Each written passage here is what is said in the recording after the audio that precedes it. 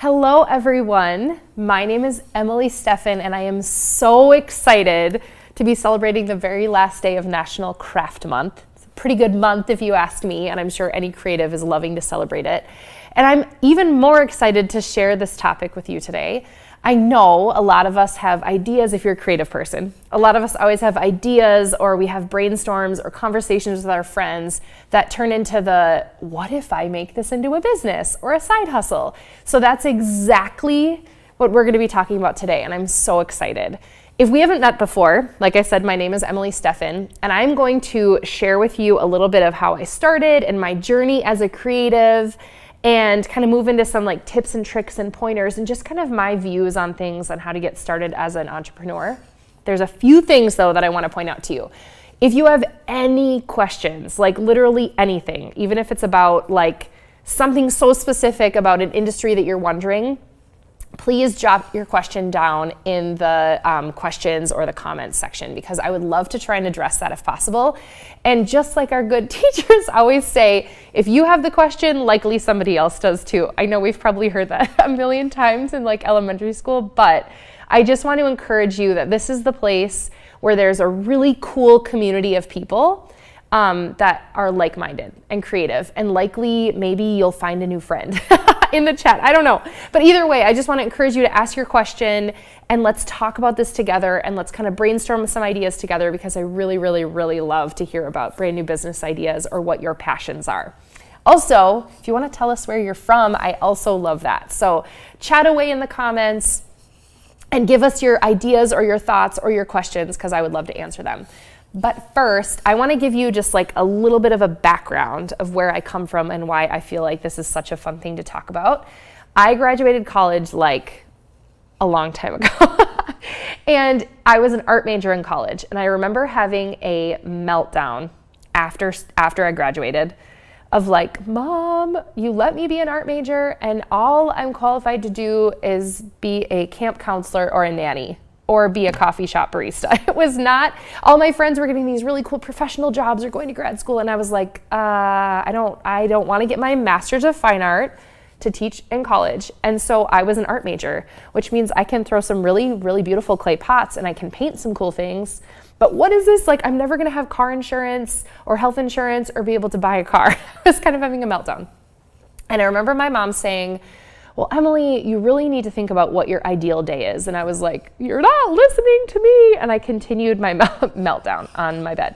Because at that point, of course, I had moved home because I had no money for rent. It was a great point.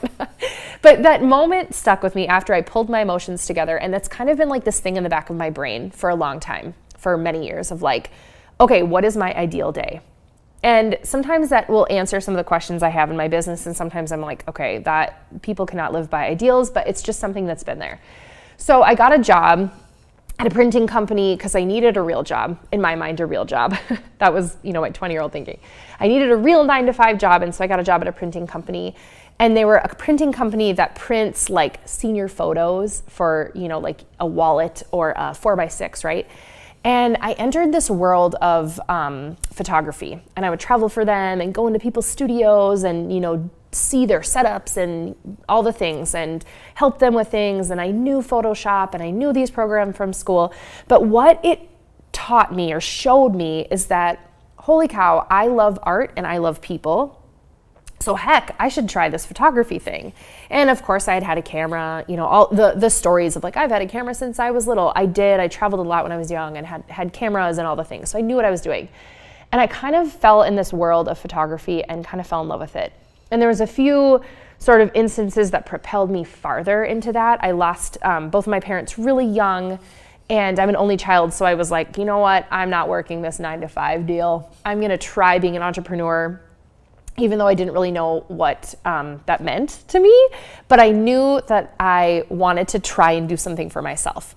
So while the beginning of my story isn't maybe the most healthy way to jump into it, I want to share that with you because what I did is I kind of jumped in with both feet, and I decided I'm going to take pictures of babies and weddings and families and headshots and pets and blah, all the things. And I didn't love it.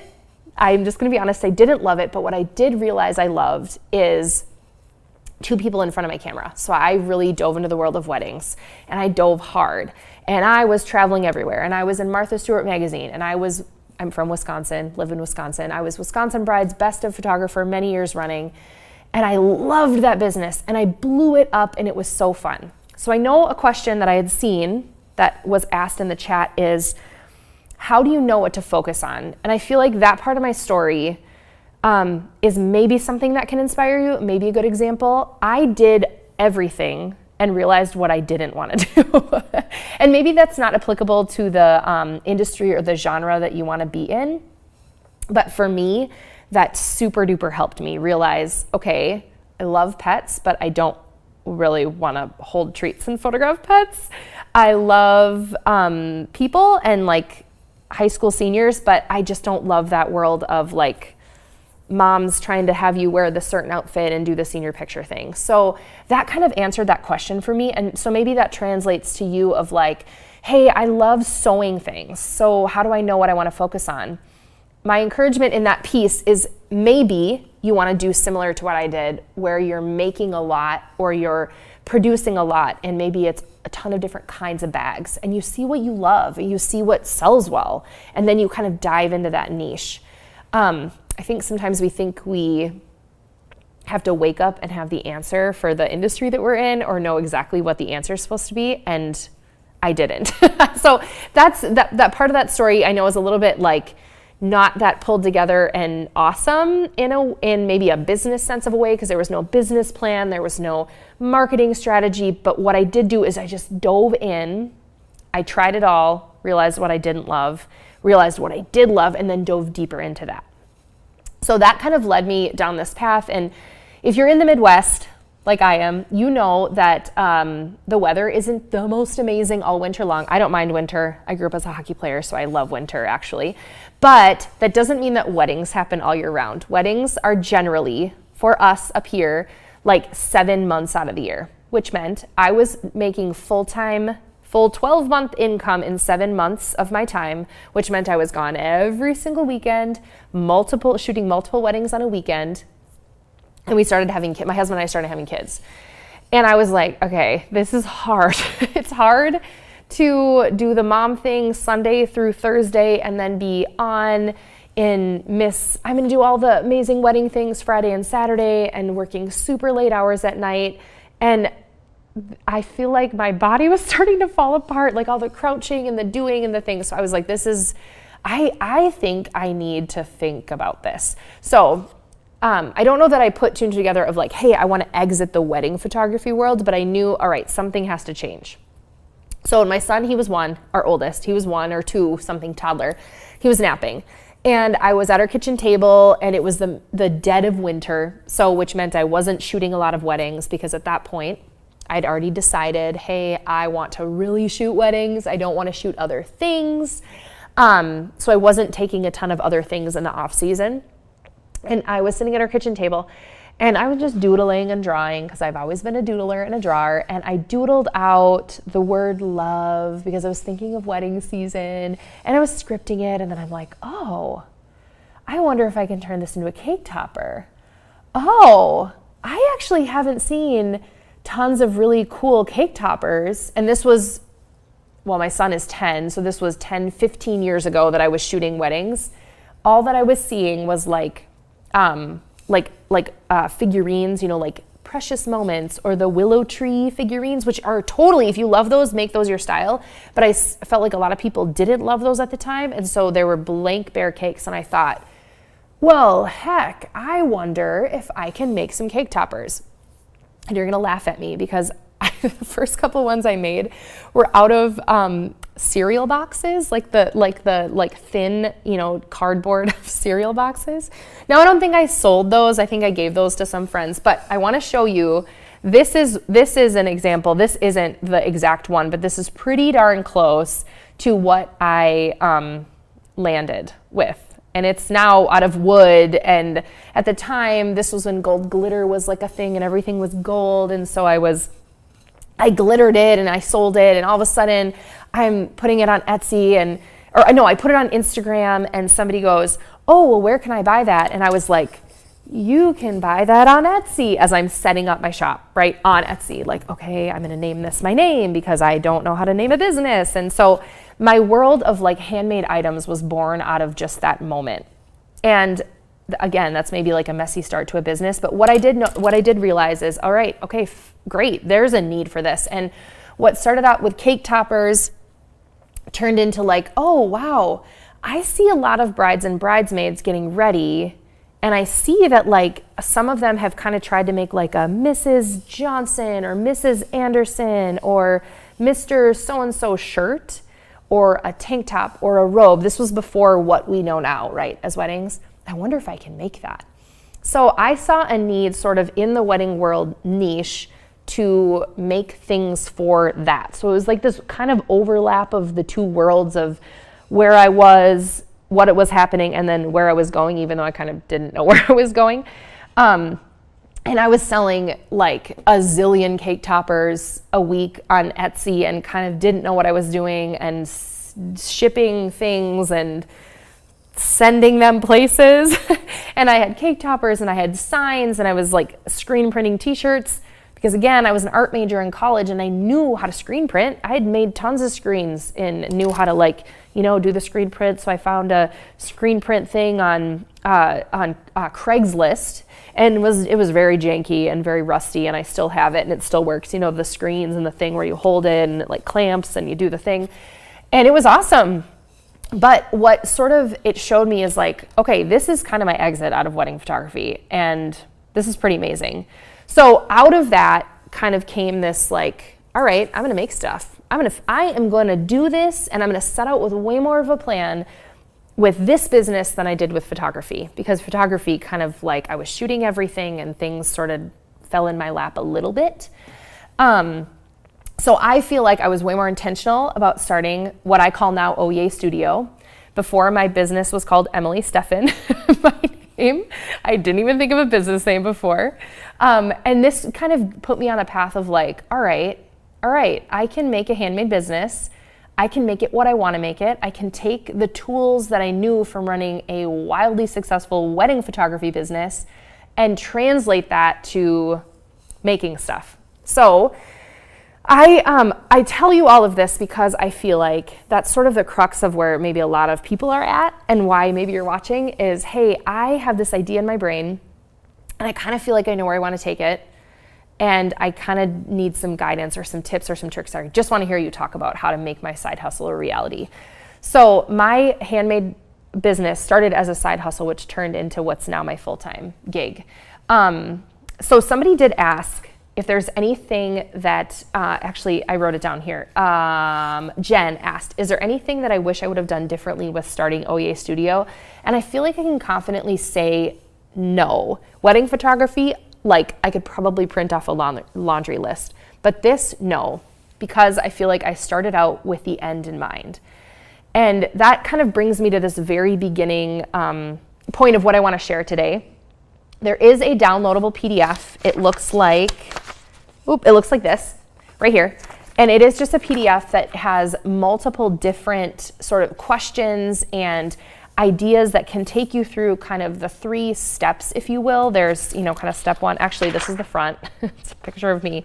But it has multiple different steps and multiple different sort of reflection questions. And that may sound really cheesy, but I feel like it is awesome because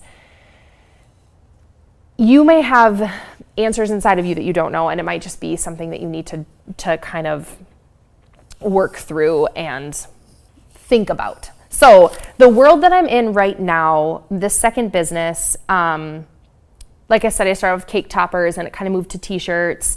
And now what I do is I sew a lot of things, I doodle and mural and paint on a lot of things, and then I also work with a lot of like different companies and I make content for them. So I'm not an influencer, like that's not what I mean, but like make content like for a specific product, like using a specific product, a crafting product for somebody. So I love that that's the world I've landed in. I feel like I figured out kind of my sweet spot, and that's what I hope to kind of help you with today.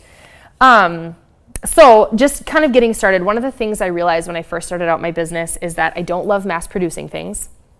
I started out kind of like, all right, I want to be a crafter and I'm going to go to all these craft shows and do these crafting things. And I would make a ton of money in one weekend, but I was sitting at my sewing machine, making the umpteenth little zipper pouch going, oh my stars, I'm so bored doing the same thing over and over again. So to me, that meant, okay, I don't love mass producing, but I do love making and inspiring people, which that was kind of a revelation. I also realized that I love drawing and doodling, which kind of brought me back to my college days, which I really love because that was something that I kind of had to kind of resurrect out of the land of being a studio art major. And I doodle now almost every night. And I love that because I feel like it translates into painting murals and drawing on things. Or like, for instance, this little puppy zipper pouch started as a sketch and now turned into like a zipper thing. So that's just something for me that I realized. And I also just realized that I love encouraging joy with what I do. And so for me, everything stems from, do I love it and does it encourage joy? Which that's like the heartbeat of who I am. So okay, so to get started with this little PDF, I'm just kind of looking at some of your questions. Oh, here's a good answer, or a good question. Lori's asking, am I located in an actual studio now? Here, like right now, yes, I am at a studio space. This is not mine, although this would be amazing. But I have a studio space in my basement. I have chosen to not have like a studio space for people to come learn from me like at a space. So for me, my basement space works. I have young kids and it's a priority for me to be at home during the times when my kids are home because I know they're not going to be home forever, and one of them is about to be like a preteen. So I'm sure life is going to change before we know it. So today, yes, I am in a studio space and on a set background, but I do not have that at home. So to get started, I think the very beginning, what I'm calling is step one, kind of start with your end in sight. And I did that with this first business, this OEA studio business, my handmade business. And I think the real question is, you want to think about, is this just going to be a weekend gig for me? Is this just going to be something that I do to earn extra vacation money? Is this going to be something that eventually I want to replace my full-time working 9-to-5 job, or my full-time nanny position, or my full-time coffee barista position, or my full-time whatever, fill in the blank that like I kind of love but I don't love? When you start with the end in sight like that, it is going to answer a lot of questions for you. Like I said, I started out my handmade business and I landed at a lot of craft fairs. I despised it. I didn't love it. I just didn't love standing there all day long. I love talking to people, but I didn't love standing there because I felt like everybody was judging me as they walked by going, oh, that color is wrong, or oh, I just didn't, it was not for me. So to know that, you know what, no, I for sure know that I do need to make this 9-to-5. For me, it's not going to be on weekends. That answers the question. I'm not going to do craft fairs. For me, it is going to be something that I'm trying to do during the daytime hours. Okay, that means, it's going to answer some of those questions that will give you a direction. So on the PDF, like I said, it maybe will answer some questions that are inside of you that maybe you just don't know. And maybe some of these questions are not going to apply to you. The next question, I guess, maybe starting with the end in sight, is answering the actual logistical, how much money do you want to make? I know that sounds so boring and not the dreaming part, but this part, like if you're like, all right, I need to make $5,000 a month, then, oh wow, there's a lot of maybe things that you need to put in place to try and meet that goal. Or if your answer is, I just need to make $50 a month because I want to make sure I replace my Starbucks budget with my $50 a month because I need to have a Starbucks every morning or something, or to-go coffee or whatever it is, then that again is going to answer the question of how you set up your business, or how you set up your side hustle, or how you communicate to people. If you know what your personal goals are, you will be able to dictate the direction of your business and not let your business dictate you. Does that make sense? You'll be able to direct the direction of your business without your business dictating you. And it's the whole idea, I've heard it from so many people, it's called the principle of the path, right? You're at point A, you want to get to point B. It seems very like silly and logical to say, but the principle of the path is that the path you set out to get from point A to point B will be a lot easier of a path if you know the direction you're going, which I didn't know when I was kind of setting out to do weddings. So this beginning kind of step one, start with the end in sight. are kind of just thinking about what are your end goals? What is the money you're gonna make? What are the things you're trying to do that are kind of logistical? And also just something to think about, and I don't know that this needs to be said, but if you want to keep your day job and you're like, I want to keep my 9 to 5, I love my 9 to 5, I just need to make a few more dollars, then just try not to get fired from your day job by the decisions that you're making, right? Like, it seems so silly to have to say, but that will dictate some of the things that you're choosing. Step 2 is the fun part. Oops, excuse me. Step 2 is the super fun part. Step 2 is the dreaming. It's the dreaming about what your product is going to be. And I'm seeing a lot of comments come in about like, I have a cookie business. I want to start a mail order cookie business. I want to start sewing. I want to start knitting. I want to start crocheting. How do I do this? This is this super fun part, the dreaming. So obviously, if you know you want to start a cookie business, or if you know you want to crochet, or if you know you want to do handmade jewelry, or if you want to start a dog walking business, or if you want to start a food truck, you know probably what you're already good at. You probably already know what people love about you. You probably already know what people are complimenting you most on. Because it's so funny that even when I was in the world of wedding photography, I saw that people were still complimenting me on my handmade things that I had at my house. I still saw, once I started cake toppers, that people were complimenting those visual things, even though I was the wedding photographer. They're like, oh my word, you made the cake topper. Oh my word, you made the ring bear pillow or the this. Like, that's so cool. And I was like, wow. It's funny because when we're wired a certain way, we think everybody else is wired the same way. I know that's very short-sighted of me to say, but you think, oh, well, I can sew. I would assume you could sew, but you forget that, like, there's a purpose and a design to you as a human, that you have distinct qualities and passions and excitements that not everybody has. So if you already know, I love cookies. I love decorating cookies, which, by the way, are some of the most fun videos to watch on Instagram and TikTok. I just have to say, cookie decorating is mesmerizing to me. So yay, cookie decorators. But if you know you're an awesome cookie decorator, then you know, okay, that's inside of you. And this dreaming part will be extra fun. I think the next step too would say, like, who is your ideal client? So again, to this cookie decorating question, I want to find it exactly on here. Or I guess, Dilanthe, you had said you want to start a mail order and local cookie business. She already has a direction of saying, no, I'm not going to do handmade markets. I'm not going to try and work with other bakeries. I want to start a mail order and local pickup. Perfect. Right there is a super good direction, knowing she has her boundaries in place of how she wants her business to be, which means if it's mail order, then you likely have to have a pretty good website with easy e-commerce access, probably a decent social media channel, right? Like, she's not relying on word of mouth per se as much as like a local, actual physical brick and mortar business. So I love that you already know that already. And Michael says, I'm a college baker in Texas wanting to monetize my baking. Michael, I have a question for you. What do you mean? How much are you saying you want to monetize your baking because you want to sell more? Or is it because you want to monetize the designs you're doing? Or is it because you want to create relationships with other bakers or companies? That's maybe a question to think about for that. I like that. Those are good questions for this section, because this whole section, which is in step 2, the dreaming, is thinking about your ideal client. I want you to get so specific and nitty gritty about who your ideal client is. So is this example, Michael, I'm going to use your example again, that you want to monetize your baking. Think about who you want to be selling to, and that might answer some of the questions I just had asked you. Do you want to sell personally, person to person? Do you want to sell to people who are getting married? Do you want to sell to maybe super high end, like things are going to be very luxurious and expensive and made with a lot of buttercream or fillings or things. I'm not a baker, but the things that make it expensive. Or maybe you're going to be really into decorating because your ideal client really has like specific parties for their kids or their 2-year-olds or their wedding anniversaries. Or maybe your ideal client is actually the party planner.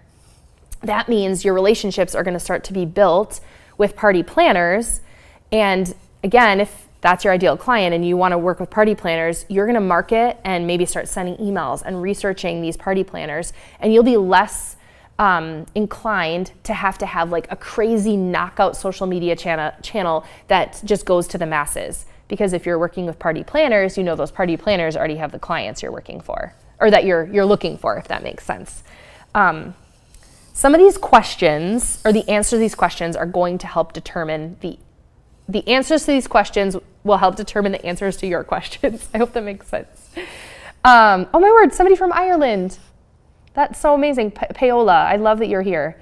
Okay, Kelly, this is a good question, and a really good question to think about during the dreaming section is, do I have issues with burnout working and doing what I enjoy? No, I don't. And here's my secret to that. I feel like in my dreaming period, and I can't say that I've never had this. I don't currently have this in my season of life, and maybe I will eat my words and this will be different for me tomorrow morning when I wake up. But currently, when I dreamed about who my ideal client was and what I wanted to sell to and who these people were that I was trying to reach with my handmade business, I also knew what my boundaries were. Because if I'm not trying to reach every single person, I'm not trying to reach every single person. I know I'm trying to reach specific people. I want to work with specific brands or people who have sort of these markers or these ideal client lists. Like I work with a lot of women because a lot of women are in the crafting industry. That's just the sort of nature of the business.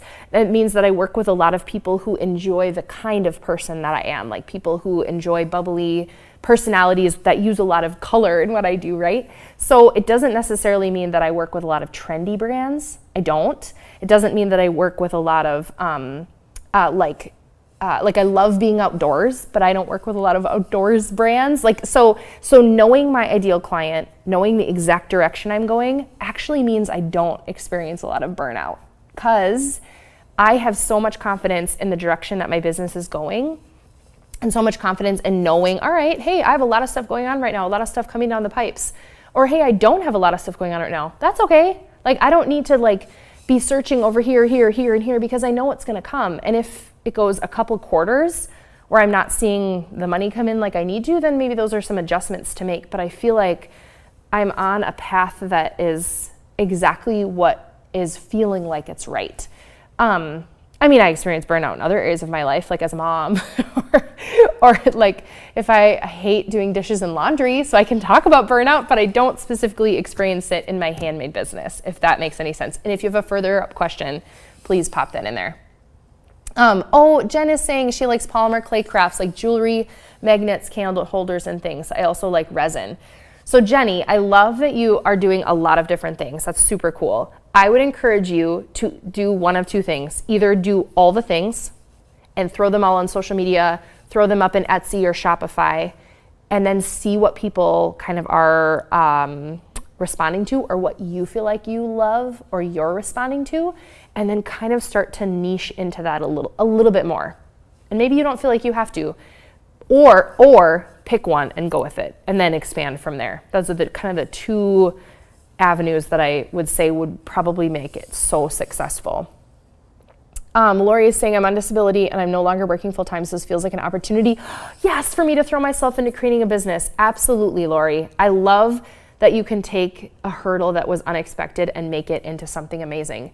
She has a follow-up question. How do you balance the marketing expectations of pricing versus how much you spend on your craft? Okay, here is the thing with pricing.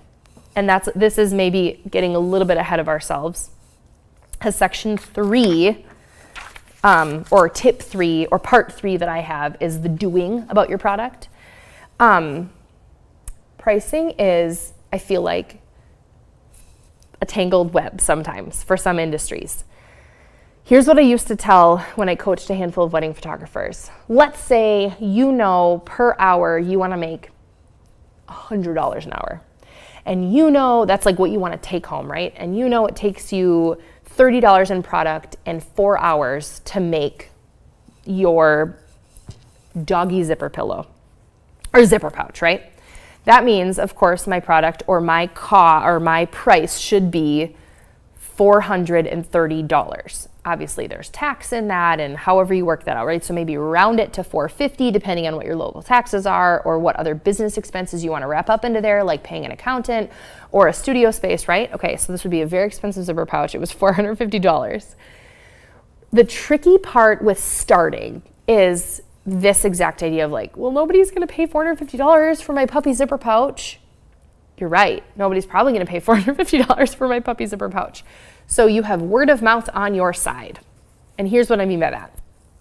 Could you, and this is a choice you have to make depending on what your values and goals and boundaries are in your business, could you put that the price is $450, but you are offering a 50% discount or a 30% discount or a 20% discount to get your name out there for family and friends or for the first 5 people that buy it or for the, I don't know, certain time period, first 30 days. I feel like a lot of brick and mortar shops do this very idea of like 30% off on Black Friday or right, like these sort of very short segmented sales to get the excitement moving. And now you might want to put some different marketing behind that. And again, depending on which avenue you want to go, you might want to put some marketing behind that idea. But that's, I guess, maybe the balance of it. And the basics of pricing is how much do you want to get paid per hour? How much are your cost of goods sold? That's like the basics of pricing, right? So $100 an hour plus $30 you know is going to take to make this product or whatever. I know it's so different based on industry to industry, but that's kind of my thought behind that idea. Oh, I love this from North. I have so many hobbies that I enjoy: knitting, crocheting, beading, and sewing. I often get craft ADHD. Same.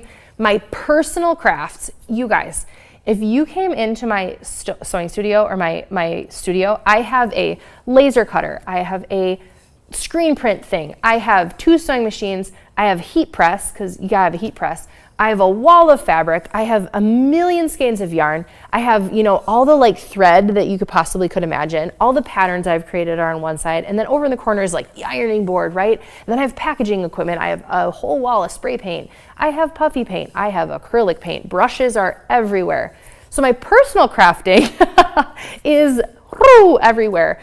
If you feel like you don't know what to focus on, maybe go very back to this sort of, if you feel like you don't know what you want to focus on and you feel like you're in all these different worlds, maybe start with step 2. Start with the beginning of this that says, what do you love? What are you naturally good at? What do people say that you're good at? What do people compliment you on all the time? And of course you might say, oh, people compliment me on the colors of my outfit. Oh, okay, so maybe color is going to be strong in what you do, and maybe it's people are constantly complimenting you about your home also. So maybe interior design is something you want to pursue, right? So think about sort of what's natural to you, and because what you do in your business is not what you have to do in your life, right?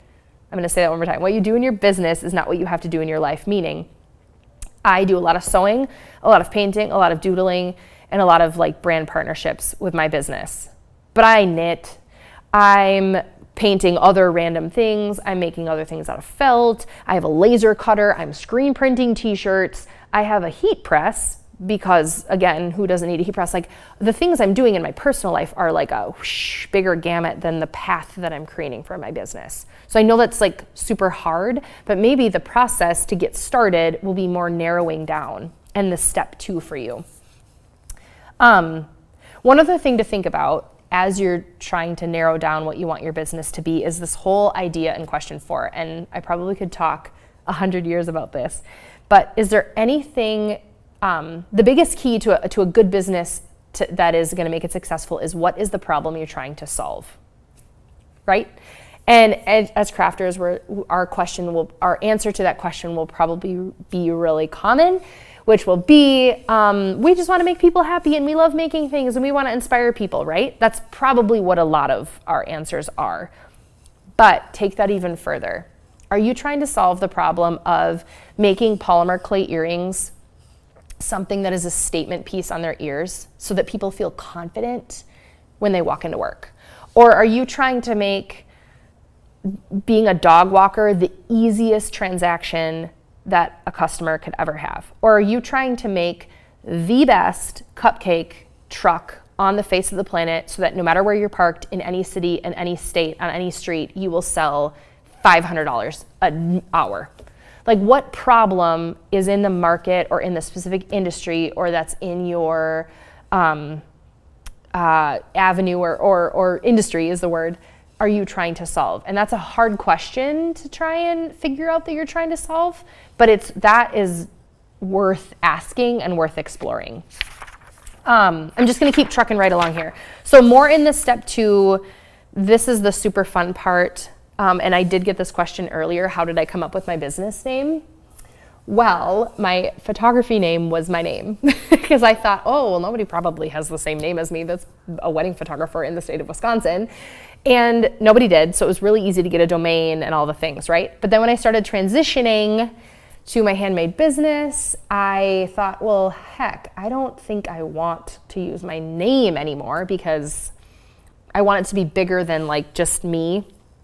Not because I need to have 10 associates or have this huge multi-million-dollar business. That's not the business that I'm in, but I don't necessarily just want my name associated, like just me, only me forever and ever, amen. Because what if my kid wants to be part of it someday? I don't know. So I thought, it's so funny. People ask this story, and all I remember thinking about Oh Yay Studio is at weddings, I would always go, oh yay, when people were like, okay, we're in our dress. Oh, yay, you look so good. Or, oh, yay, you're beautiful. And so people would joke and call me Oh Yay, and like as a name. And so when it came up, I thought, well, I can just be Oh Yay Studio. That seems, and okay, the username on Instagram, on Facebook, and the domain was all available. So that's what happened. It was just something that I said. I'm sure there's a million pointers out there on how to come up with a name for your business. And I don't know that I have anything that's groundbreaking for that. Other than make it sound like it's an easy, obviously if you're starting a soda pop company, you don't want to call it the cracked egg. I don't know, like think of something that works with the industry that you're going in. That's just maybe a tip. When it comes to branding, that is also something to think about, is what do you want somebody to feel when they see you or see what you do or see what you make or produce or sell. So think about like the colors and the fonts, and that can be like so fun to dream, and Pinterest is a world of ideas for how to make those brand boards and how to make something really fun. Dive into that and play around with that idea as we keep going. All right, so there's a few more questions that I saw pop up that I want to get to. Michael says, while I do love my job, it's just not what I want to do or who I am, if that makes sense. Yes, this is why starting a side hustle is really fun, because you can find a lot of fulfillment in something, pay your bills with your 9 to 5, love it, be in it, love your coworkers, and then just do something that makes you full of joy on the nights and weekends. Okay, Anne has a 2-part question. This is a good one. Hi, I'm starting an upcycling craft business. Really cool. And as I work, I find I need tools that don't exist yet, or I want to improve upon something I find. Aside from trademarking, licensing, copyright, patent, etc., how do I even begin to pursue the manufacturing process? For example, there are several craft punches, which are like, craft punches to punch through paper or fabric, that I want to use on thick materials, but the model available only handles thin paper. I want to create a line of thick cut punches. Fiskars has some, and I use those constantly. How do I go about getting the idea in my head to a product that would be available on the shelves? Okay, I have not done a lot in the world of manufacturing. For a hot second, when I thought I wanted to be at craft shows, I was like, oh, can some of this be manufactured? So I looked down the rabbit hole for literally this much time. So maybe I'm not the most amazing person to ask, but here's my 2 cents on this. I feel like you obviously have done your research to know that like these don't exist and they're not here, and I need them for what I want to do, which is a problem that you can solve by eventually someday maybe expanding your business to produce these. But if you want to just make them for you, first of all, I believe the very first part of manufacturing is making a prototype, and that prototype would be sent to somebody overseas, whichever country you decide, or somewhere in the US, to a manufacturing plant, and to find those manufacturing plants, it determines what material you want to use. Like for instance, again, this is my understanding, perhaps it is super different, but if you want to manufacture something in resin that has it's a mold, that needs a mold to make something, then those are certain kind of manufacturing facilities versus people who make for instance, punches, where it's like a steel punch where it's not using a mold to make it. Or there's like maybe a third kind, and this was the one I was looking into, was manufacturing custom colors on fabrics and felts and things. That's a whole different world, and those people, that was tricky for me personally to deal with, because translating colors of what was in my brain to people was really tricky. So it might be that you're wanting to make a prototype yourself first and see if it works, so that you have some idea of making what's in your brain a physical thing for somebody to say, yeah, I can make that, and here's how much money it is. But I mean, like, that's a huge problem that I'm sure a ton of upcyclers and recyclers have an issue with, that you could be solving and making $1 zillion doing. So I love that. There was one other question that popped up that I wanted to get to in this section. Oh, here. Okay, this was by Lori. I do want to do bags and pouches. Is the market flooded with them? So probably, maybe, I don't know. The answer to that question is going back to step 1 of what do you want your path to be? Is the market flooded with a ton of people at craft markets that have bags that all look like each other? Maybe. Is the market flooded with a ton of people on Instagram or social media that are making simple zipper pouches and just showing somebody how to make them? Perhaps. But is the market flooded with personal handmade diaper bags? I don't know. Is the market flooded with pouches that are created perfectly for your makeup things, like brushes and things? I don't know that. So I guess the answer to that question is, what is the path that you're trying to walk on, and what's going to work for you? Do you love the world of do you love the craft world and connecting with a lot of crafty people, and feel like you could make a pouch or a roll-up thing that contains your zippers and your scissors and your needles and your pins and things? That could be a really cool product, and that gives you a way to market directly to those people. Or maybe, like I said, maybe it's like this world of a perfect diaper bag, or a perfect whatever bag that you feel so excited about. The answer is, what problem are you trying to solve in the world of zipper bags and pouches? Because I think that will maybe give you your answer, which I really, really love. But you're on the right track. Somebody had a question earlier, and I wrote it down. Oh, here we go. Gina, photographing things. So if you are wanting to sell online, or if you're wanting to have an e-commerce, or if you're wanting to even post up on stuff on social media, but you're not a photographer, how do you start photographing them?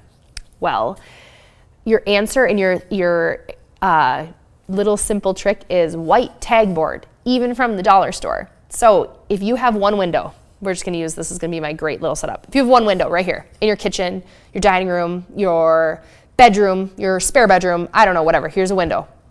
If you create, here's a little secret. I sometimes in the middle of winter, when it gets so dark outside at 4 p.m. and I'm downstairs in my studio and the light is going, I come right upstairs where we have a lot more windows, and I set up on our kitchen table, and this is exactly what I do. I put a chair on the table right here.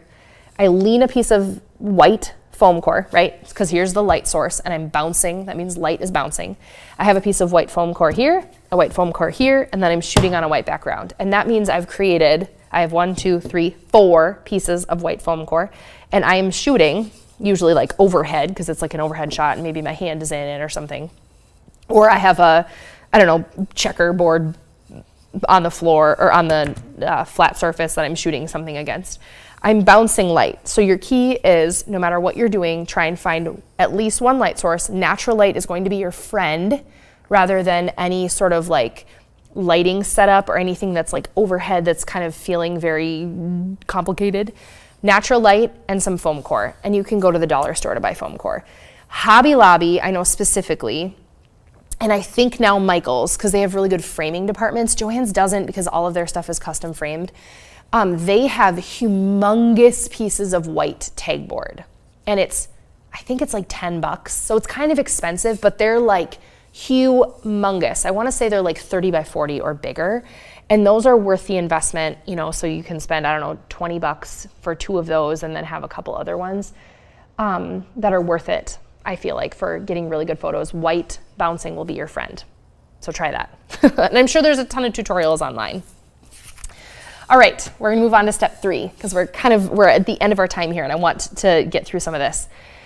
Step 1 was thinking about your end in sight. Step 2 was dreaming about kind of what you wanted to do. And step 3 is the actual doing.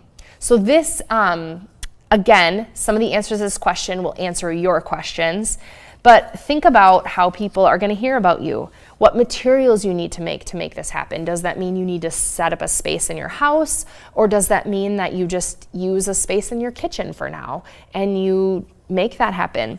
Or does this mean that you're going to market online, or are you going to want to try and market in person? Sort of the doing behind all those things we just talked about will give you your logistical step-by-step on how to actually make it happen. And again, you don't need to jump in like full-blown, oh my word, like I need to do this 100%. If your goal is only to make $50 a month so that you replenish your coffee budget, or maybe your goal is only to make $5,000 a year so that you can take your family on vacation.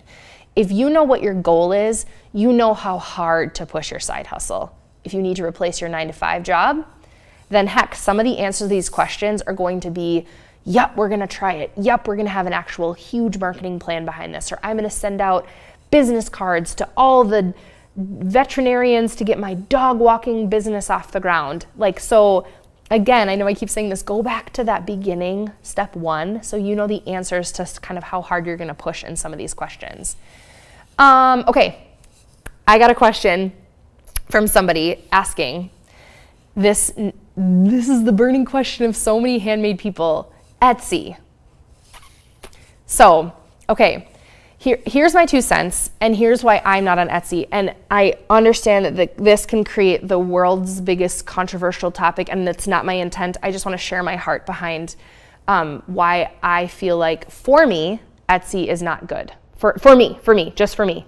I started on Etsy. I loved it. It totally worked for me. I had no idea, I remember, and I told my story. I started in wedding photography, and then I transitioned into the handmade business, and I didn't know what I was doing. I had no idea. I had no way to capture clients' emails. I had no way. I needed just a setup shop. I needed something that was easy to plug and play, basically. That's what Etsy is. It's easy to get started on Etsy. So please hear me say this. I'm looking into your eyes. If you are just getting started, maybe Etsy is exactly the place for you because it's easy and it's simple, right? And that's totally okay. Just because it doesn't work for me doesn't mean it won't work for you. I chose to get off Etsy because I wanted a way to capture my clients' emails so that I could market to them in future. I wanted a way to control the way my products looked on my e-commerce site. That means I have to manage my own e-commerce site. That means I have to send out emails to the people that I'm capturing emails from. I wanted a way to know who my clients were instead of just seeing a screen name from Etsy, like a screen handle. But again, that means that I have to have a way to keep the information organized, right? So there's totally pluses and minuses for me knowing that I only create products every once in a while, but mainly I use it to capture emails and have sales every once in a while and throw some products that I have kind of, made 5 or 6 of out there and have digital downloads. Having a custom Shopify site works for me. There's a million other e-commerce sites out there. So again, the answer to whether Etsy will work for you will be based on kind of the answers to these questions in this PDF. And if you missed the PDF download, it is available. Again, I'm just going to say this in the chat link and in the description. It's just a really simple 1, 2, 3-part way for me to kind of unload a lot of information to you, for you to kind of reflect on the business and the industry that you want to be in to try and start your side hustle. I'm going to get a few more questions here. There's somebody from Brookfield, Wisconsin. Hi, I know where that is. Okay, this is cool. Cheryl, I live in a small town. I enjoy spinning, would like to spin for weavers and lace makers. That's amazing. I feel like that's so specific.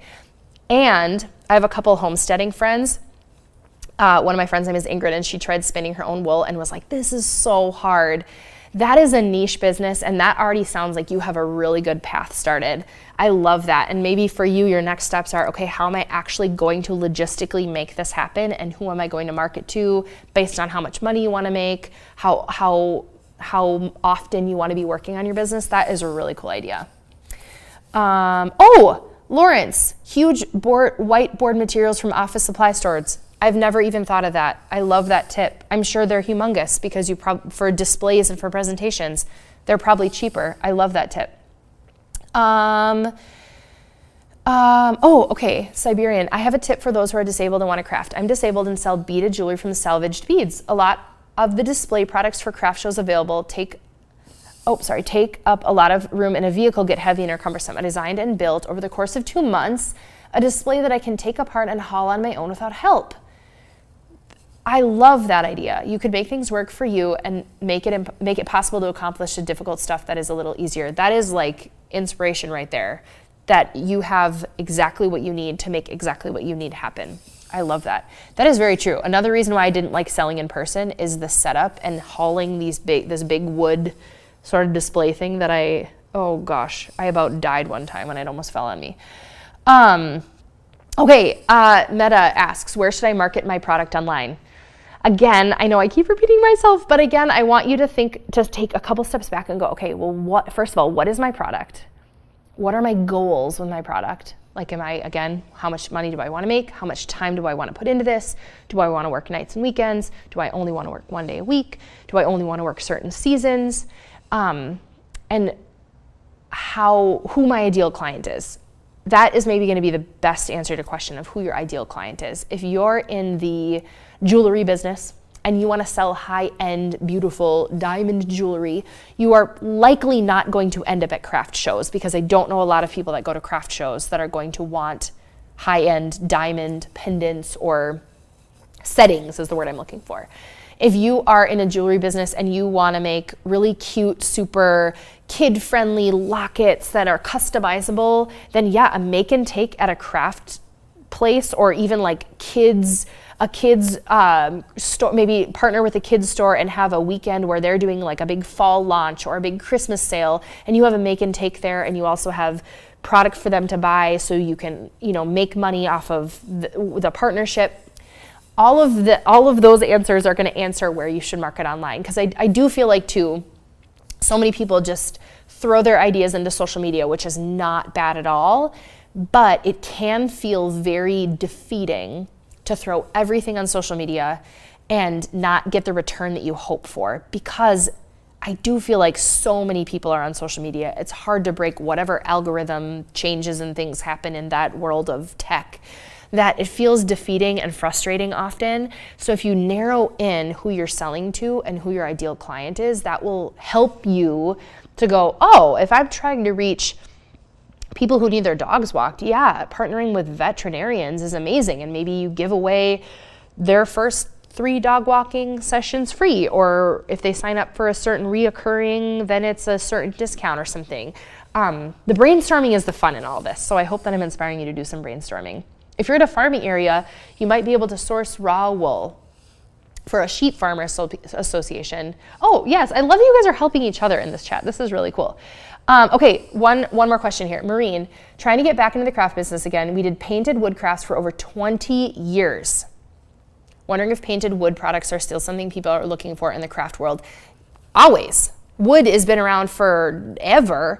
Here's my question to you. What specific problem are you trying to solve in the wood crafting world? So in that industry, are you trying to solve the problem of getting amazing heirloom quality pieces to people for their lake homes so that they can wear it? And I thought, surely somebody is kind of like did a knockoff IKEA version of this cool like square record thing with like the slidey deals. No, there was one on a very expensive website that was like $3,000. But it was like not even the same, and it was it was super chintzy, and we were like willing to spend money on a record table. So there's ways in whatever industry you're in, even if it's the wood painted industry, to not just do what everybody else is doing. And it takes work. It takes going through maybe something like this PDF to spark your ideas and get you started. But I do think it's super worth it, because otherwise, like you said, you might be defeated and feel super frustrated that what you're trying to do isn't reaching the people that you want it to reach. There was one question in the very beginning that I kind of want to like leave you thinking about. And the question was, how do I make my business stand out? So knowing that we've talked about all of this, knowing what path you want to go on, knowing the ideas that you have in your brain and the industry that you're in and the exact amount of money that you want to make, and you kind of have all these things laid out, how do I make my business stand out?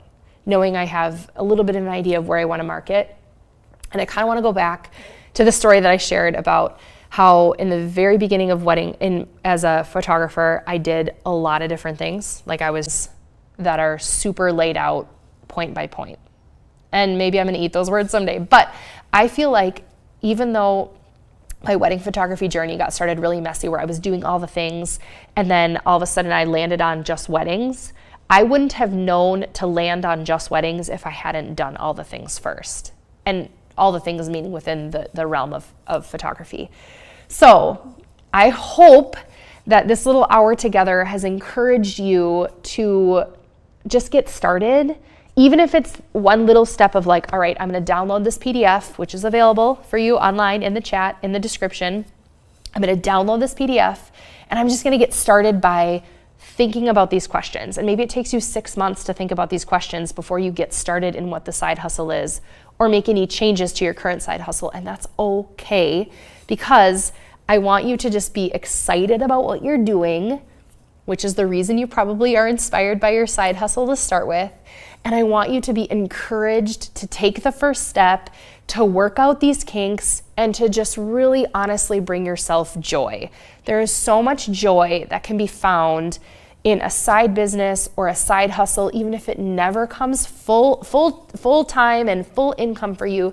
There's so much joy to find something that you love and make money at it. So thank you so much for joining us. Thank you for jotting down your questions and your comments in the chat box. Again, you can download this PDF. If you ever have any questions, you can always find me on any social media platform. It's at OEA Studio. Thanks for joining us.